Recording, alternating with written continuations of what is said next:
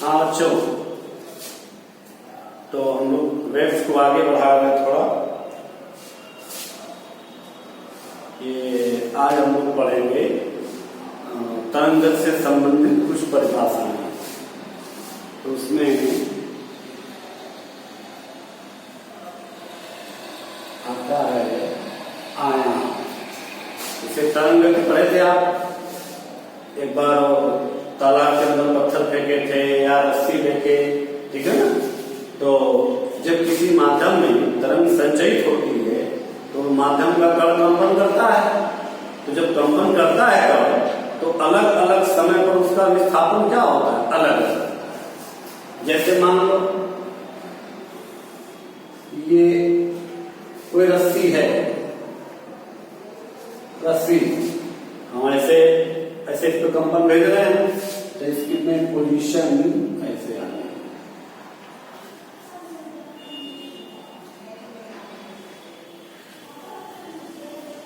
इस टाइप से आ रहा है।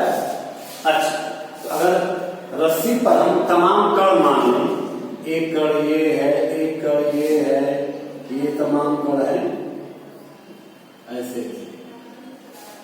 अब देखो, जैसे इसमें तरंग, इस पे तरंग गति करा रहे हैं, इसको ऐसे से भेज रहे हैं, तो इसका ये कण कभी यहाँ रहेगा तो ये अपने स्थान पे ऐसे से कंपन करेगा। तो कोई अब ये वाला कण है, अधिक से अधिक इतना ही विस्थापन होगा या इतना ही फिर नीचे होगा। तो कोई भी कण, अच्छा जब बिल्कुल हम तरंग नहीं भेजेंगे तब ये साम्य स्थिति का रहेगा। तो एक तरफ जितना अधिकतम विस्थापित होगा, चाहे ये क्या कहलाएगा, आयाम कहलाएगा, ठीक है। तो जब माध्यम का कण कंपन करता है तो साम्य के एक तरफ जो अधिकतम विस्थापन होता है उसे क्या बोलते हैं, आयाम। आयाम हो गया। अब है आपका आवर्तकाल। आवर्तकाल एक कंपन में जितना समय लगता है, जैसे ये माध्यम का कण था, इसका एक कंपन कम होगा, एक बार ऊपर गया, यहां आया, नीचे आया, फिर यहां आया, तो इतने को क्या बोलेंगे, आवर्तकाल, टाइम पीरियड। तो एक कंपन में या एक दोलन में जितना समय लगता है उसे क्या बोलते हैं, आवर्तकाल। ये सब पहले भी जानते होंगे आप। अच्छा, फिर इसके बाद है आवृत्ति, फ्रीक्वेंसी। आवृत्ति क्या होता है, एक सेकंड में जितने कंपन पूरा होता है, एक सेकंड में जितने कंपन पूरा करेगा उसे क्या बोलेंगे, आवृत्ति। इसको एन से शो करते हैं। अच्छा, इन दोनों में रिलेशन भी निकाल सकते हैं। अब देखो, जैसे माना कोई कंपनकारी कण है, उसका आवर्तकाल टी है, आवृत्ति एन। इसका मतलब क्या हुआ, एक कंपन पूरा करने में लगा समय क्या है, आवर्तकाल टी है, तो टी क्या रहेगा, सेकंड रहेगा। तो एक कंपन पूरा करने में लगा समय टी सेकंड, या इसको उल्टा होगा, या टी सेकंड में करता है एक कंपन या दोलन जो भी हो। तो टी सेकंड में एक कंपन, तो एक सेकंड में एक बटा टी हो जाएगा। और एक सेकंड में जितने कंपन पूरा होता है उसी को क्या बोलते हैं, आवृत्ति। अतः n = 1/t, ये पहले ख्याल हो गया। अब थोड़ा सा हम काम को आगे बढ़ाते हैं। आवर्तकाल हो गया, आवृत्ति हो गया, और एक होता है आपका तरंग की चाल। तरंग की चाल, वही जो नॉर्मली चाल की परिभाषा होती है, लेकिन ध्यान रखिएगा ये तरंग की चाल है। तरंग की चाल मतलब जैसे जब किसी जल में हम पत्थर डाले थे, जो विक्षोभ होता है, विक्षोभ आगे वो उभार आगे बढ़ता है ना, तो वही तरंग एक्चुअल वही है, उस तरंग की चाल। या अगर रस्सी है, रस्सी में जो ऊपर में श्रृंग बनता है ना, ये श्रृंग पहले यहाँ बनेगा, यहाँ ये श्रृंग आगे से नहीं बढ़ेगा। तो जो ऊपर में विक्षोभ है, जो विक्षोभ है, विक्षोभ ही तो तरंग की चाल है ना। कल के फिगर में शो किए थे, जैसे आप जब इसको ऐसे ऐसे करेंगे तो ये उभार ऐसा ही बढ़ेगा। तो ये क्या है आपका तरंग की चाल। तरंग की चाल। अब जैसे हम बस तरंग हमने बताया था कि तरंग की चाल के माध्यम का कण कैसे कंपन करता है, लंबवत। तो तरंग जा रहा उधर, माध्यम का कंपन कर रहा ऐसे। तो हम स्पेशली बताना ये चाह रहे हैं, देखो तरंग की चाल और माध्यम के कण की चाल में अंतर है। इस पर कंडीशन में अच्छे क्वेश्चन बनते हैं, कंफ्यूज मत होइएगा। ये जो विक्षोभ हो रहा है, विक्षोभ जो आगे बढ़ रहा है, ये तरंग की चाल है। तो जो तरंग की चाल में वो फार्मूला लगेगा जो विक्षोभ आगे बढ़ रहा है। अब जो माध्यम का कण अपने स्थान पे कंपन करता है, एक्चुअल में इसका जो कंपन होता है वो सरल आवर्त गति कंपन करता है। तो जो माध्यम का कण, अगर कई क्वेश्चन में रहेगा माध्यम के कण की चाल, तो माध्यम का कण चूंकि सरल आवर्त गति करता है, जैसे तरंग लगातार जा रही है, ये कण अपने स्थान पर ऊपर नीचे से कंपन किया था। जो कलियां वाले जल था, जब जहां पे गिरा था, यहाँ गड्ढा हुआ, यहाँ कण वाले नीचे आया था, फिर ऊपर ऐसे ऐसे गति किया था। तो माध्यम का कण जो अपने स्थान पे ऐसे ऐसे गति कर रहा है, सरल आवर्त गति कर रहा है। तो अगर माध्यम के कण का चाल निकालना रहेगा तो सरल आवर्त गति में जो वेग का सूत्र होता है वो वेग का सूत्र लगाएंगे, u = ω/a²-y²। लेकिन अगर तरंग की चाल निकालना है तो तरंग ये जा रही है, तो तरंग की चाल का फार्मूला भी आगे मिलने वाला है, इस चीज का ध्यान रखिए। हाँ, तो तरंग की चाल तो परिभाषा तो वही है, किसी भी तरंग द्वारा 1 सेकंड में चली गई, लिख लेते हैं 1 सेकंड में तरंग द्वारा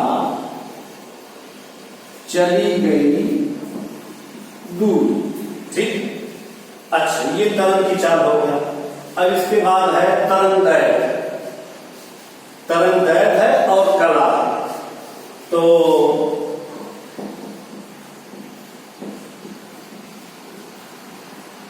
कला का तो बहुत ब्रॉड यहां पर आगे पढ़ना रहेगा।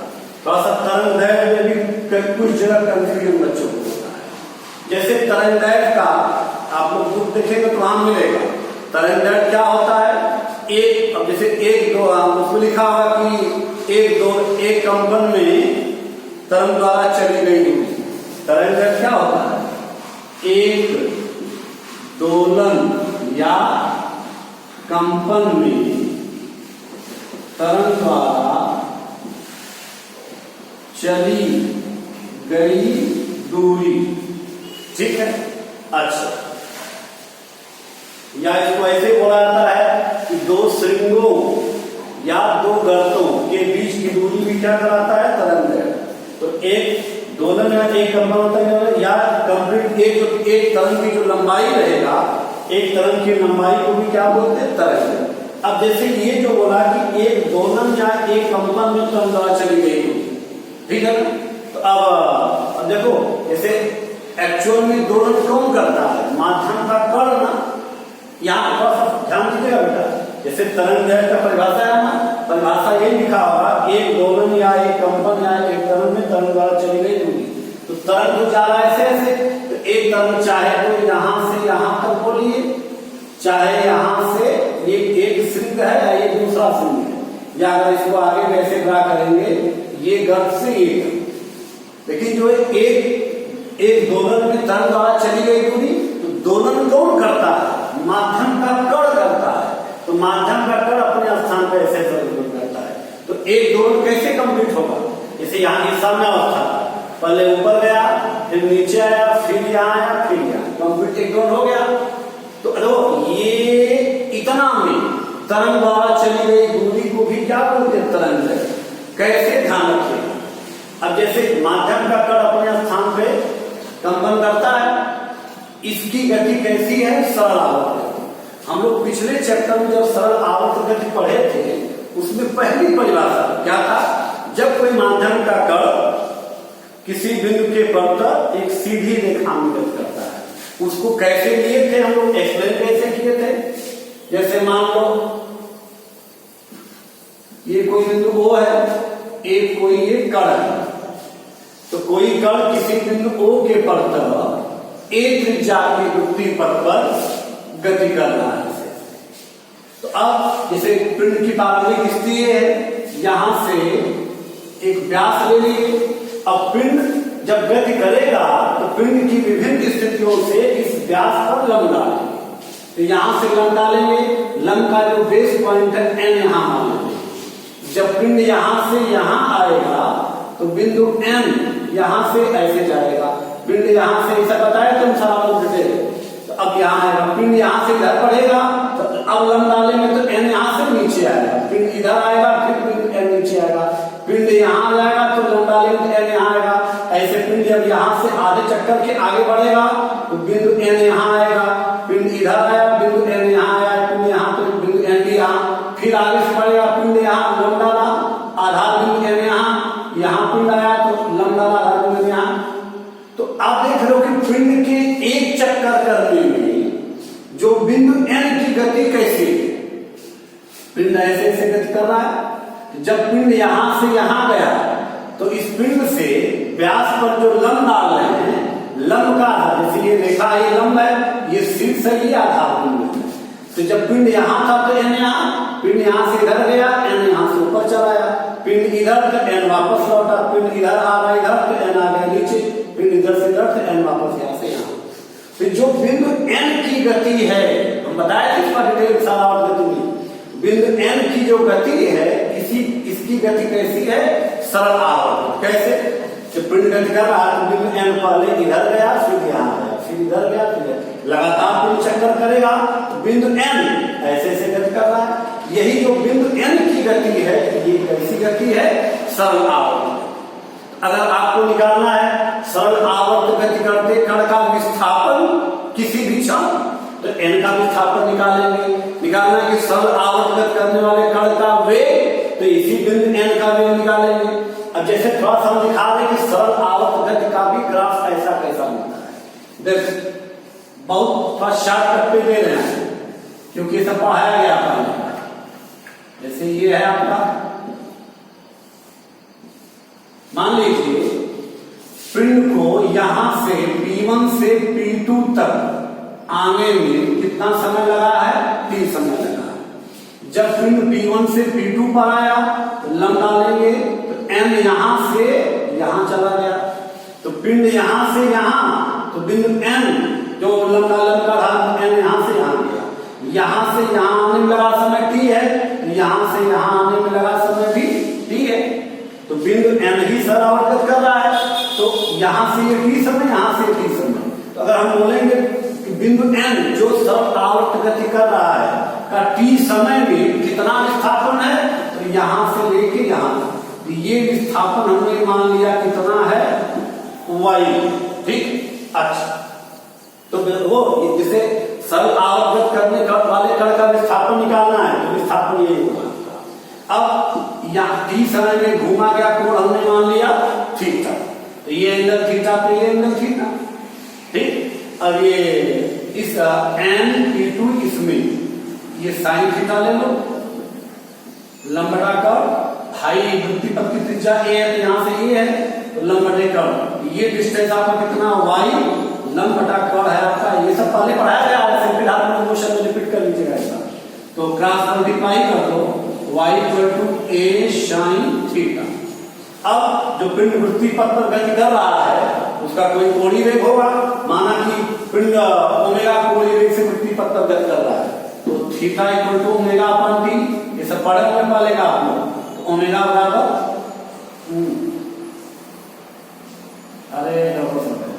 कोणीय वेग θ/t, अरे इकाई समय में घुमा गया तो क्रॉस मल्टीप्लाई कर दो, थीटा = ω/t। अब यहां से y = a sin थीटा के स्थान में क्या लिखेंगे, ओमेगा। अब ये क्या चीज है, ये y क्या है, कोई बिंदु n जो सरल आवर्त गति कर रहा था, t समय के बाद उसका विस्थापन y।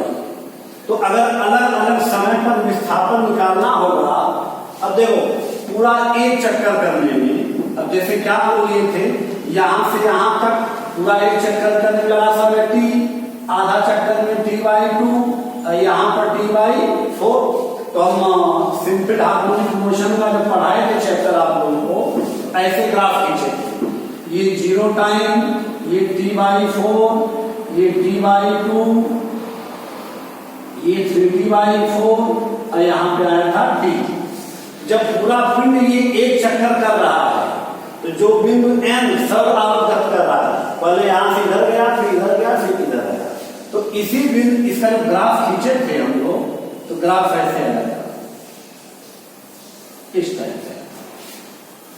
कैसे खींचे थे ग्राफ? जो t है, t का वैल्यू एक बार 0 लिए थे, फिर एक बार t/4 लिए थे, फिर एक बार 2t/4 लिए थे, फिर 3t/4 लिए थे, फिर t लिए थे पीछे वाले में। तो इस जो बिंदु n की गति है तो अलग अलग समय पर उसका ये विस्थापन करना, ठीक है। तो ये t समय पर विस्थापन y है, तो t का अलग अलग मान रखेंगे तो y का मान अलग अलग आएगा। तो इस अक्ष पर समय है और इस अक्ष पर विस्थापन है, ये इसका ग्राफ है। अब ध्यान रखिए, तो हमने जो बताना चाह रहे थे कि यही बिंदु n सरल आवर्त गति कर रहा था, ठीक है ना। तो इसी n का विस्थापन का एक ग्राफ है ना। तो अब इसमें आपका ये जो शो किया गया, ये एक कंप्लीट तरंग शो किया गया है। ये जो बिंदु n ऐसे ऐसे गति कर रहा है, इसकी गति सरल आवर्त गति है, तो इसका ऐसे जो गति कर रहा है, इसका ग्राफ ही हम ये बताना चाहते हैं। अच्छा, तो तरंग, ठीक है, एक दोलन या एक कंपन में तरंग द्वारा चली गई दूरी या एक दोलन, एक तरंग की लंबाई हो चाहे तरंग चल गई दूरी। अब थोड़ा सा हम लोग काम को आगे बढ़ाते हैं। अभी इसमें एक कला, थोड़ा सा कला की भी चर्चा करते हैं। कला क्या होता है? ऐसी भौतिक राशि जो कंपन करते किसी कण का किसी क्षण गति की दिशा एवं विस्थापन को प्रदर्शित करता है। देखो, जैसे कण यहां से गति अपना शुरू किया था, जब कण यहां था तो गति की दिशा ऊपर थी। जब कण यहां से यहां आ गया तो अब यहां पर गति की दिशा हमेशा स्पर्शरेखी होता है, इधर आ जाएगा। अच्छा, तो कहने का मतलब है, अब देखो, अब कण यहां है कि यहां है, तो अलग अलग जगह पर ये कोण अलग अलग आएगा कि नहीं आएगा? तो हर क्षण गति की दिशा और विस्थापन क्या रहेगा? अलग अलग रहेगा। तो अब जैसे बोले कि भाई यहां से यहां जाने में कितना समय लग रहा है? आवर्तकाल का 1/4 t/4। तो t/4 पर कण की कला क्या है? तो t/4 पर कण कितना विस्थापन है? अधिकतम विस्थापन की स्थिति में। तो बोले t/4 पर कला इसका क्या है? आयाम के बराबर विस्थापन, गति की दिशा इसे। तो थोड़ा सा काम को आगे बढ़ाइए आप लोग। अच्छा, अब हम लोग थोड़ा सा कर लेंगे तरंग आवृत्ति और वेग में संबंध। हम लोग सूत्र सिद्ध कर रहे हैं, v बराबर n लैम्डा, इसका डेरिवेशन कर। तो ठीक है, इसमें सबका स्टैंडर्ड एक मान लेते हैं। माना, आप लोग लिखिए, माना किसी कंपनकारी कण का या दोलनकारी कण का आवर्तकाल कैपिटल T और आवृत्ति n है, तरंग का वेग v है और तरंग दैर्घ्य लैम्डा है। अब सबका डिटेल परिभाषा के हिसाब से कॉन्सेप्ट लिखो। जैसे T क्या होता है? एक दोलन में लगा समय, क्या बोल सकते हैं? t सेकेंड, ठीक है। अच्छा, अब आवृत्ति क्या है? n क्या है?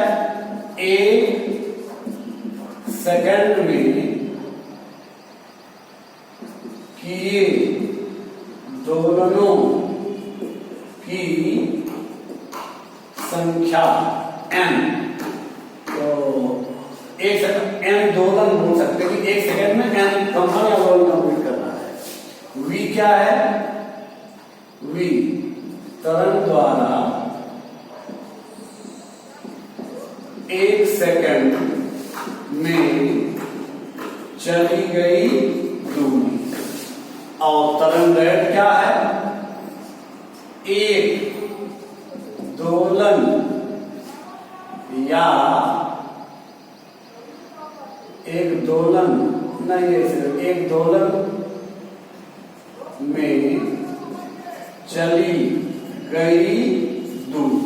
बेटा ध्यान रखना, तरंग दैर्घ्य को दो एक दोलन में तरंग चली गई दूरी, एक दोलन कहां से आता होगा, यहां से यहां। ध्यान देना यहाँ पर विशेष पॉइंट, जैसे यहां पर लिखा है ना, एक दोलन या एक कंपन में चली गई दूरी, तो माध्यम का कण ऐसे कंपन करेगा ना, तो यहां से गया आया गया आया। अब ध्यान रखिएगा, तो इसकी गति सरलावर्त गति है, तो बिंदु आपको सरलावर्त गति यही कहना है ना, यहां से गया आया कंप्लीट, इतना एक चक्कर में है ना, एक आवर्तकाल का एक ग्राफ खींचा गया है। जब ये एक दोलन में ऐसे करेगा तो इसका देखो, जब ये यहां से यहां जाएगा तो ये इसका विस्थापन इतना होगा, यहां से इधर आएगा तो फिर इतना होगा, यहां से इधर तो यहां से इधर, फिर यहां से इधर तो यहां से इधर। इसको पढ़ाए थे सरलावर्त गति में, तो इसका विस्थापन भी यही है। इसलिए आप बोल सकते हो कि एक दोलन या एक कंपन में चली गई दूरी बोलो, तो अगर तरंग की भाषा बोले तो कंप्लीट एक तरंग की लंबाई ये बोलो चाहे ये बोलो, या अगर यहाँ पे एक दोलन या कंपन चली गई दूरी, तो देखो चली गई दूरी यहीं से एक कंपन हो रहा है, इसी का ये चीज, इसी का जो लोग खींचे ग्राफ यहां से यहां तक आया नहीं आया, तो जो मर्जी यहां पे। अच्छा अब देखिए, तो एक दोलन या एक कंपन में चली गई दूरी क्या है आपका, लैम्डा मीटर। ठीक है, अब इसी को एक्सप्लेन करो। अब देखो लैम्डा, देखो एक दोलन में चली गई दूरी लैम्डा मीटर है, या इसको बोल सकते हैं एक दोलन में चली गई दूरी लैम्डा, या एक दोलन में जो समय लगता है, एक दोलन में कितना समय लगता है, कैपिटल टी आवर्त का, या बोल सकते हैं कैपिटल टी सेकेंड में चली गई दूरी क्या है, लैम्डा। एक दोलन में चली गई दूरी लैम्डा, या एक दोलन में जो समय लगता है उसे क्या बोलते हैं, आवर्तकाल है टी, इसकी परिभाषा से, या टी सेकेंड में चली गई दूरी लैम्डा। अब टी सेकेंड में चली गई दूरी लैम्डा, इसलिए एक सेकेंड में लैम्डा अपॉन कैपिटल, और एक सेकंड में चली गई दूरी है ना, तो एक सेकंड में चली गई दूरी क्या कराता है, तरंग का वेग। तरंग की परिभाषा अनुसार एक सेकंड में तरंग द्वारा चली गई दूरी क्या कहलाता है, तरंग वेग कहलाता है। अतः एक सेकंड चली गई दूरी है, तो इसी को हम लोग क्या बोलेंगे, वी बोलेंगे। अतः वी बराबर लैम्डा अपॉन टी। अब इसको 1 अपॉन टी भी बोल सकते हैं, यहां देखना 1 अपॉन टी क्या बोल सकते हैं, एन। तो वी इक्वल टू लैम्डा हाई जो 1 अपॉन टी है, इसको क्या बोल सकते हैं, तो वी इक्वल टू एन। ठीक है, अच्छा तो इसका आप लोग फिर तो अपना ले लिए होंगे। अब आगे हम लोग पढ़ेंगे तरंग की चाल। तो तरंग दो प्रकार का होता है। अच्छा देखो, अभी कला का और भी कुछ है, कला में कला का हम बहुत डिटेल अभी नहीं कर रहे, क्योंकि जब आगे वाला चैप्टर हम पढ़ाएंगे तरंगों का व्यतिकरण और विस्पंद, जो 12 में है, व्यतिकरण 11 में है, तो वहां पे कला का हमको बहुत डिटेल चाहिए। तो उसी समय कला का हम और ब्रॉड पढ़ाएंगे। ये समान कला क्या होता है, विपरीत कला। वैसे देख लो, समान कला कैसे, समान कला जब कोई कण कंपन कर रहा है, गति की दिशा एवं विस्थापन समान हो तो समान कहलाएगा। जब गति की दिशा एवं विस्थापन विपरीत हो तो विपरीत। जैसे इसी में देखो, जैसे इसी फिगर में अब इसे एक पॉइंट यहाँ है, एक पॉइंट यहाँ से कंप्लीट एक तरफ हो गया ना, या इससे अच्छा समझ में आएगा। ये सरलावत, ये इसकी कण सरलावत गति है ना, ऐसे कंपन कर रहा था, तो यहाँ पे कण ऊपर था, यहाँ पे कण क्या है, नीचे। तो आप बोल सकते हो कि ये पॉइंट और ये पॉइंट क्या है, विपरीत कला में। इसी चीज को यहाँ का बोल दो। देखो यहाँ पे इसे यहाँ पे अब यहाँ से कण ऊपर हो चुका है, अब इसके बाद नीचे चलेगा, यहाँ वाला कण किधर चलेगा, नीचे अधिकतम है ऊपर चलेगा। तो इस इसको देखो, ये गज की दिशा विपरीत है कि नहीं विपरीत है? इससे भी समझो, ये ऊपर ये नीचे विपरीत में है, तो ये दोनों पॉइंट क्या है, इन दोनों का क्या बनेंगे, विपरीत कराने। अब अगर यहां से हम इसको ले लें, ये दोनों पॉइंट क्या है, समान कराने।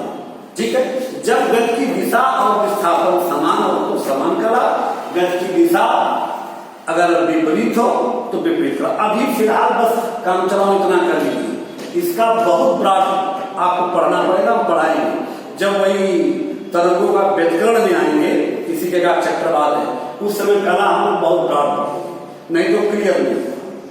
हाँ, तो अब हम लोग फिलहाल पढ़ेंगे तरंग की चाल। तरंग की चाल में सबसे पहले अनुप्रस्थ तरंग की चाल।